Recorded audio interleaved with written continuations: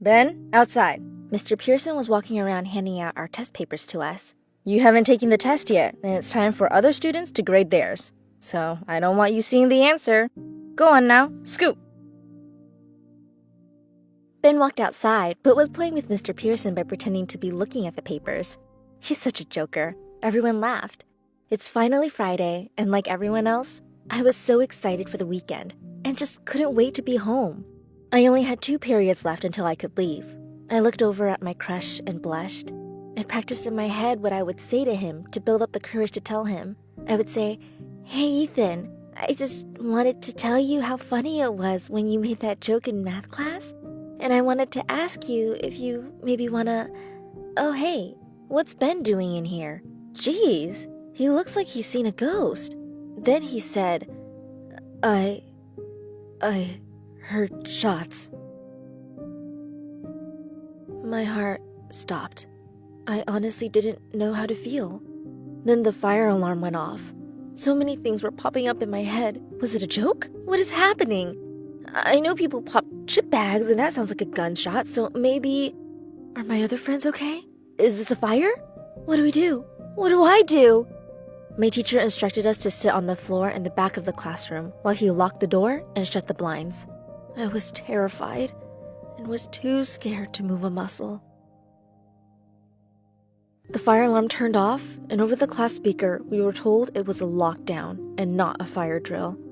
I remember thinking, I want my mom. I want my mom. I want my mom. I realized I didn't have my phone on me and that I had put it in my bag at the start of class. I sat basically in the front. I noticed my other friend sitting next to me, texting her family, so I quietly begged her, "Hey Samantha, can I please borrow your phone so I can text my mom? Please?" She nodded and handed me the phone. "Mom, it's Sophie. I'm texting you from my friend's phone because mine is in my backpack." My mom wrote back, "What is happening? Are you safe?" "I'm safe. I'm in my classroom. Someone heard gunshots. I don't know what is happening." She then proceeded to tell me what was being said on the news. The police, firemen, and EMTs were all over campus and we're in lockdown. Then I told her, "I have to hand the phone back to my friend now, but I'll text you when I have my phone. I love you, Mom." She wrote me, "I love you too, Sophie." What seemed like an eternity later, someone was pounding on the door, and I immediately thought, this is it. This is where I'm going to die. The shooter is going to bust in and kill us. I could sense we all went wide-eyed and all thought the same thing. Thankfully, it was just the police, and my teacher let them in. But they started pointing their huge guns at us and demanded us to put our hands in the air. I became terrified again. What are they doing? We aren't the bad guys. Why are they pointing their guns at us? I didn't understand until a few years later that they do that because they don't know who's a threat and who isn't.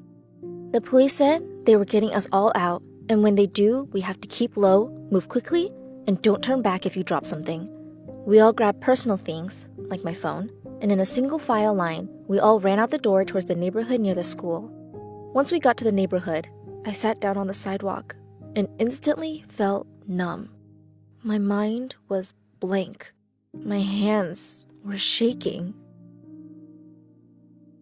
We were waiting for buses to arrive to take us to the church just down the street. I don't remember how long we were there, but finally the buses came and it was crowded. We got off at the church and headed inside. Then we were told what had happened. A student had brought a gun into the campus and shot other students and then himself in the cafeteria. I couldn't believe what I had just heard. How could this happen? I always saw stuff like this on the news and never would have expected it to happen to me. A teacher gave us the address of the church so we could give it to our parents to be picked up, but told us we had to wait before anyone could leave, even if our parents were out there waiting. Shaking, I texted my mom the address, and she was on her way. We all just kind of sat there in fear and cried, quietly muttering to each other. I saw teachers and fellow students help those who were having panic attacks. Finally, we were allowed to leave the church, and once I stepped outside, we were bombarded with reporters trying to ask us questions just so they could have their story. It made me mad, but at that point, all I could think about was how I needed to find my mom. As I was looking around, we spotted each other, and then we both ran to one another and we hugged so tightly. Suddenly, I felt safe and wasn't terrified. And then I started bawling nonstop.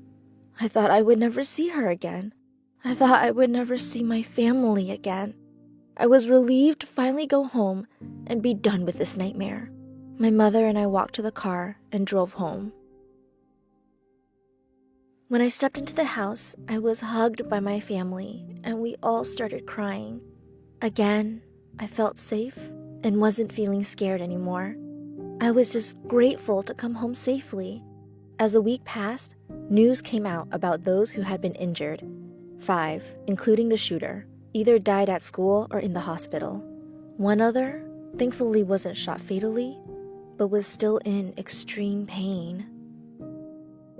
It's been 4.5 years, and I still can't believe this happened. I was 15 when it happened, and I'm 20 years old now. Even though many people expect you to be fully healed and better, the truth is, I'm still dealing with what happened. I'm still suffering from the depression and PTSD from the trauma I went through. I'm still in the process of healing. And even though it's been a long process, that's okay. What I want most for me and all of us who've been through this is not to be forgotten. We forget that these people are still hurting and grieving. All of us still need the support that we were given the day the shooting happened.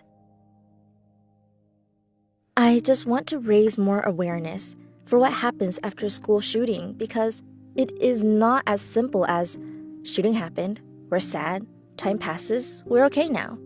It doesn't work like that, and more people must remember this.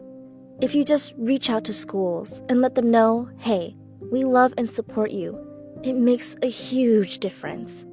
You can even change the lives of thousands with a single tweet about it, a share on Facebook, or the creation of a YouTube video.